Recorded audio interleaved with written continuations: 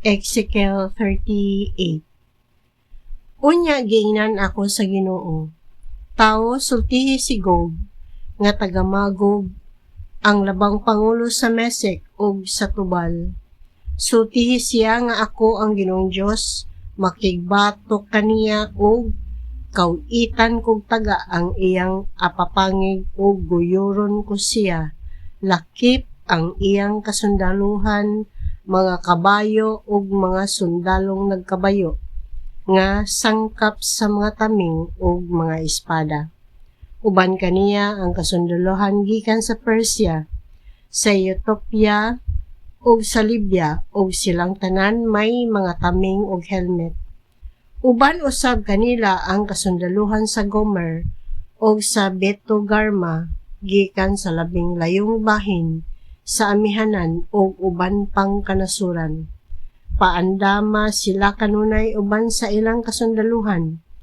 Tapos sa daghang katuigan magtigom sila ug makigubat sila sa yuta nga natukod pag-usab. Tapos sa gubat ang yuta sa Israel diin ang katawhan nga gikan sa nagkalain-laing nasod magtigom didto, nasod nga kaniadto kanunay mahiagom sa kadaot. Ang katawhan niini na mauli gikan sa nagkalain-laing nasod ug nagpuyo na karon nga malinawon. Musulong sila sama sa usa ka bagyo ug sa panganod nga magtabon sa yuta. Sila ug ang ilang kasundaluhan ug daghang katawhan uban kanila. Mao kini ang giingon sa Ginoong Dios ngadto kang Gog. Niadto unyang adlaw maglaraw kag dautan ug moingon, sulungon ko ang nasod nga ang mga syudad walay paril. Sulungon ko ang mga tawo nga nagpuyong malinawon, walay mga panalipod ug wala magtrangka sa ilang ganghaan. Ilogon ko ang ilang mga kabtangan ug sulungon ang mga dapit nga kaniadto nahiagom sa kadaot ug nga karon gipuy-an na. Gikan sila sa nagkalain-laing nasod ug nakabaton, nagkahayupan ug mga kabtangan ug nagpuyo na sa taliwala sa kanasuran. Ang katawhan sa Sheba ug sa Dedan ug ang mga negosyante sa Espanya moingon kanimo, mianhi ba ikaw aron pagpangawat? Gitigom ba nimo ang imong kasundaluhan aron pagpangilog sa plata, bulawan, mga hayop ug uban pang kabtangan?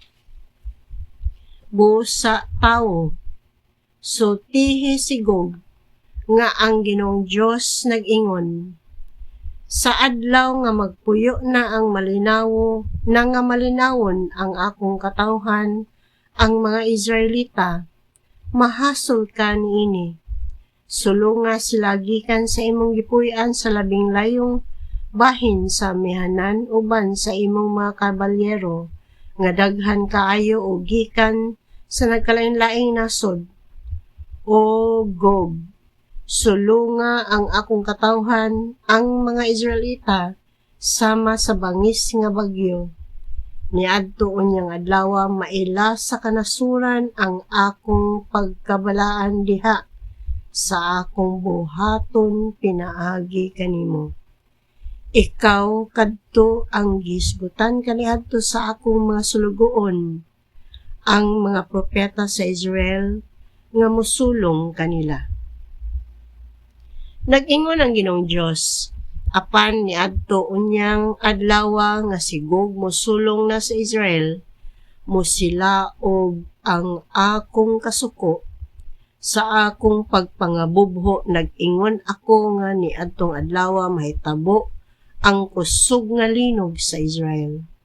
Tungod sa kahadlok nila kanako mangurog ang mga isda sa dagat ug ang mga langgam sa kalangitan ug ang mga mananap sa kapatagan ug ang tanang nagkamang sa yuta ug ang tanang tawo sa kalibutan.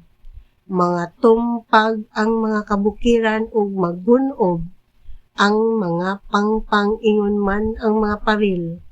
Patunghaon ko batok kang Gog, ang tanang matang sa mabutang nga makalilisang.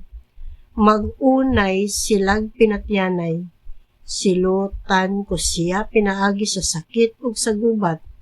Siya ug ang iyang mga katawhan nga nag-uban kaniya, paulanan kog kusog nga ulan sa tubig ug tibug-ok nga yelo ug kalayo ug asupre.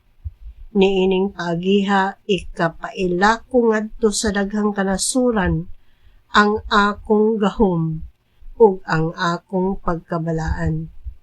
Unya masayod sila nga ako mao ang Ginoo.